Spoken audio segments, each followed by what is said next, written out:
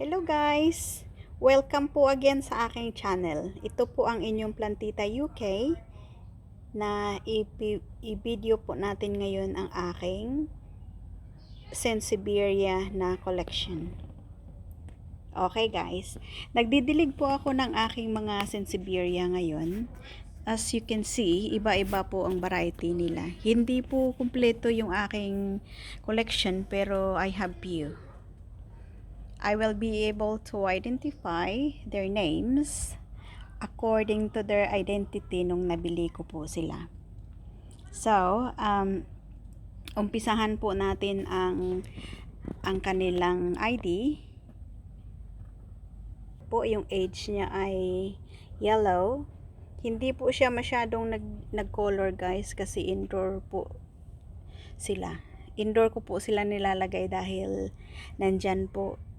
Kailangan po siya sa room kasi ang mga snake plant po or Sansevieria number 1 po silang air purifier sa ating pamamahay. Nag-purify po sila during the day, and pag night time po nagre-release po sila ng oxygen.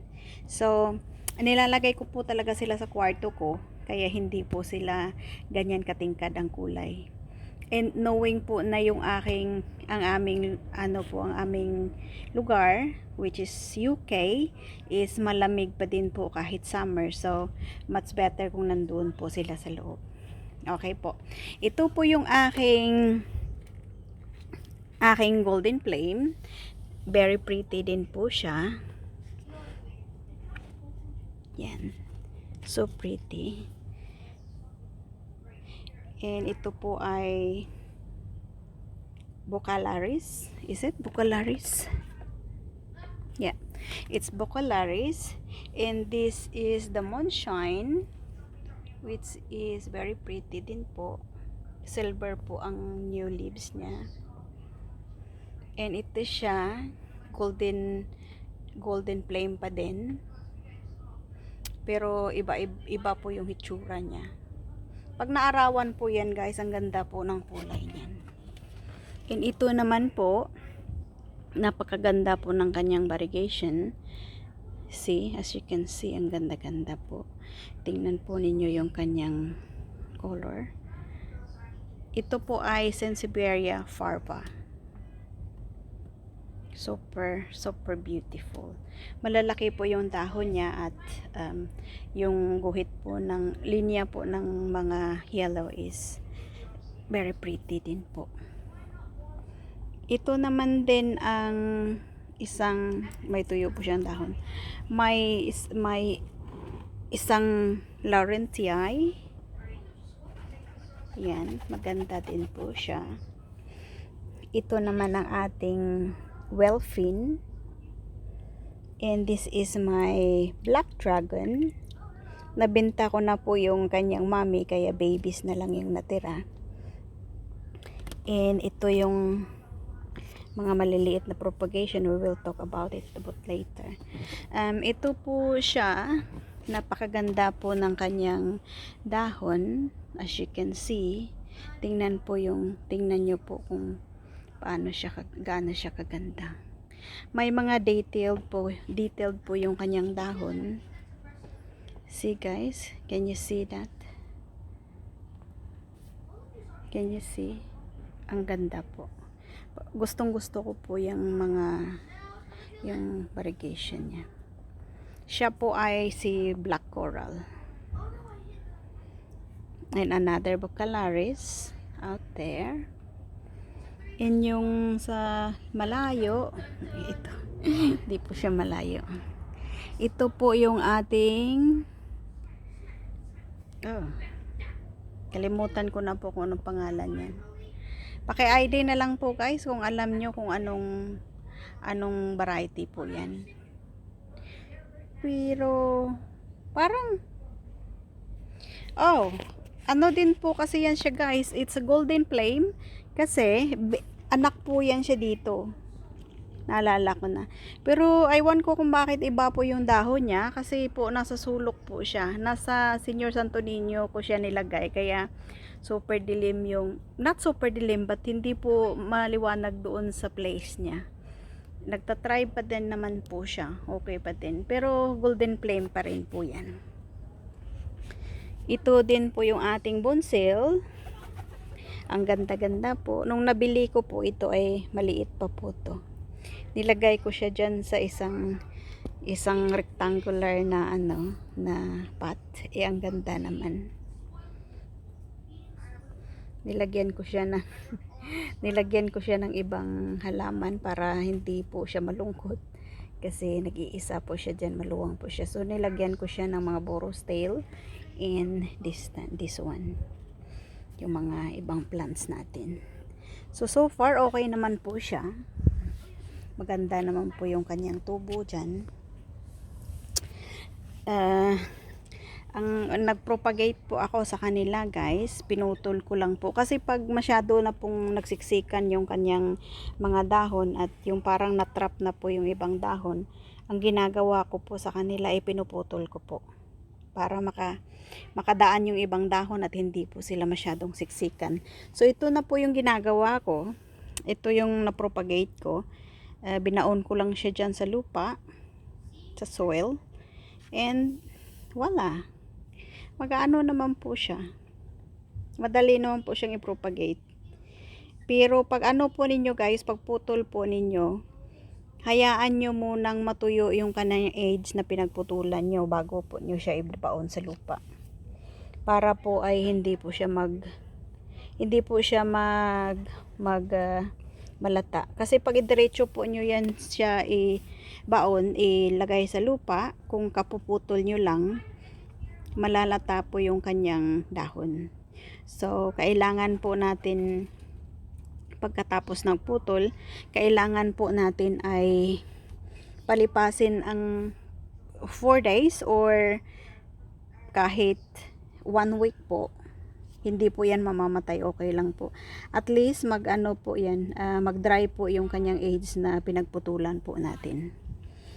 So pagkatapos niyan, pag-dry na po yung kanyang edge, at saka mo siya ibaon sa soil. Madali lang po yan siya talaga And yung pag-water din po, huwag ninyong bigyan ng water lagi kasi malalata po yung kanyang dahon.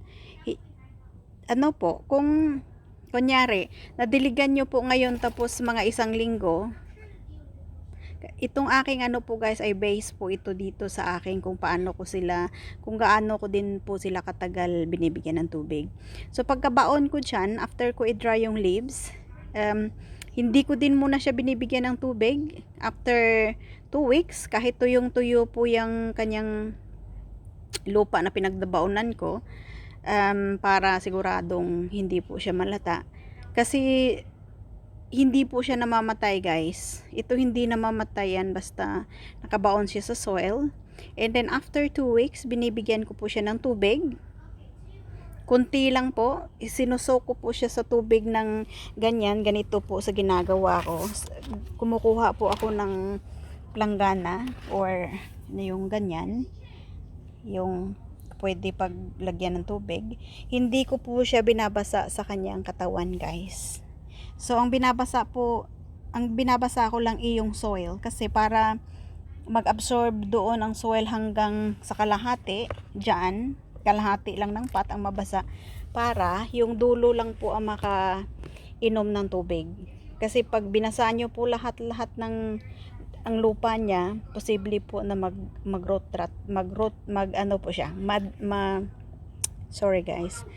malata po yung kanyang dahon.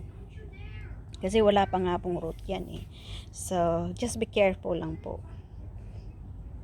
Yung tip na yan ay dito po kasi malamig po dito. Siguro naman po sa Pilipinas ay iba din po siguro.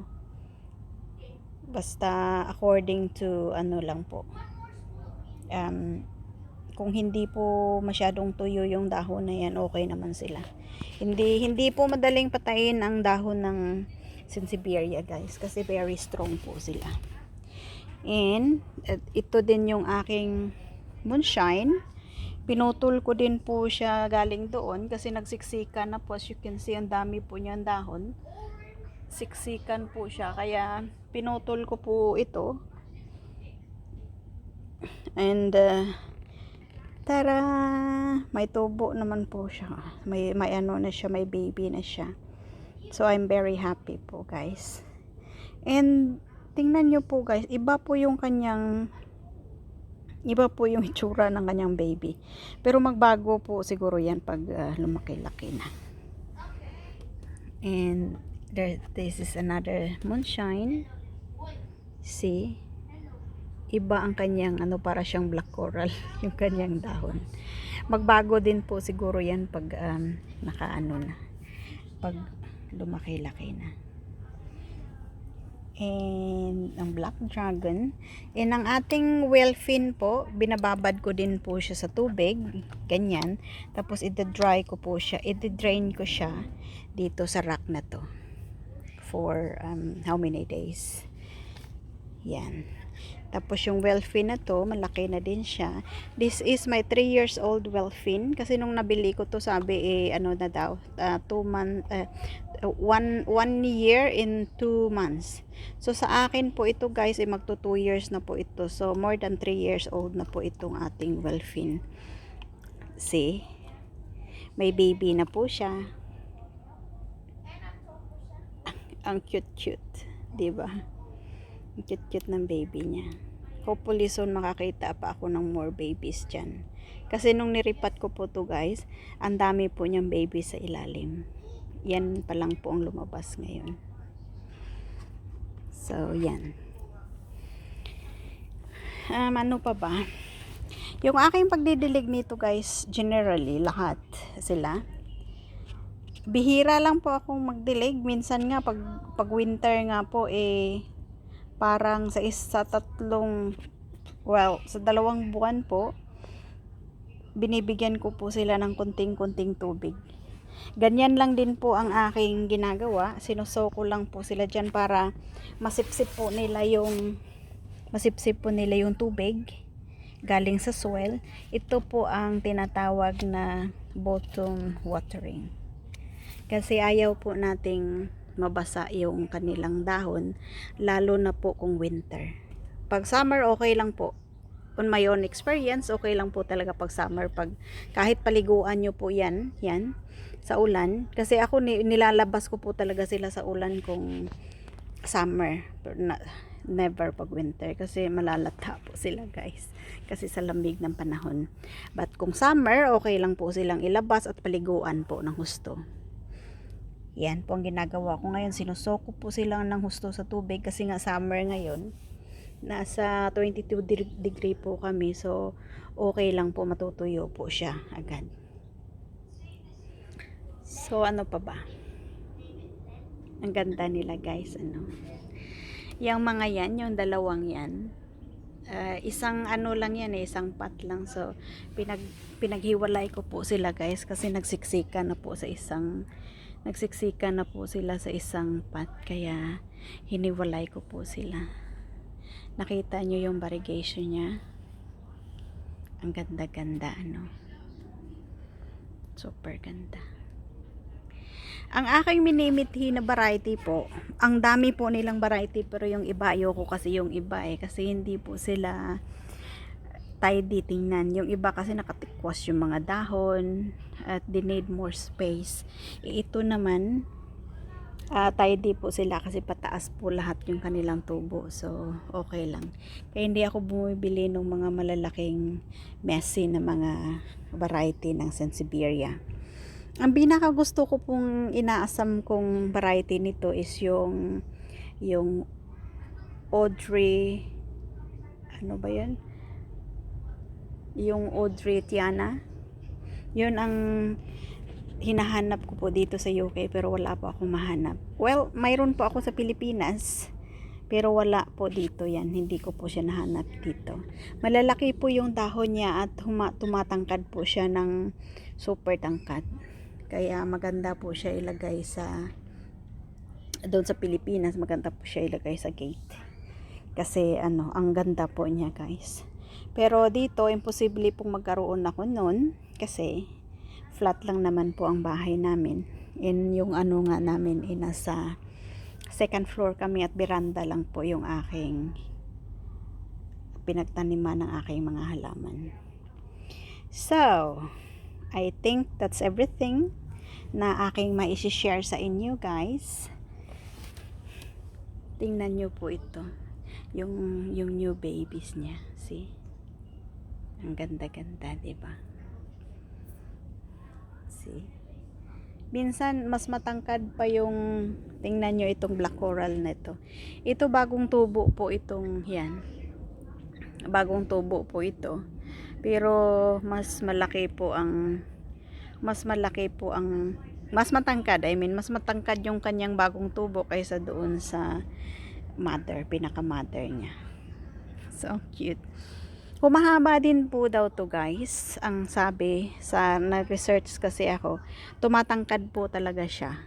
Kaya, the more po siya tumatangkad po yung kanyang mga dahon, which I like. Pati itong moonshine, ang ganda-ganda po nito din pag nailagay mo siya sa liwanag at sa labas. Pero sa nasabi ko na, nasa room po sila, kaya hindi po sila talaga. Kailangan ko po sila doon sa room para mag-purify ng air and magbibigay din sa amin ng oxygen pag natutulog kami. Kaya mostly sa aking mga Sansevieria ay nasa room po talaga and living room. Okay, guys, yan lang po ang maisi-share ko sa inyo. Sana po nagustuhan ninyo itong ating vlog, yung ating videos. And please, guys, paki-like po and subscribe para makatulong din po sa aking channel. Okay. Ano ko muna. Ganda-ganda niya, May punggos po siyang konti, pero it will be okay. Diba? Ganda-ganda niya. See? Yan, super ganda.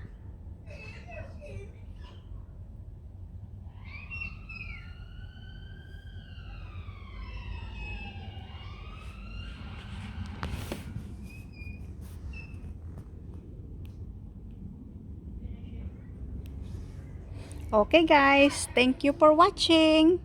Bye!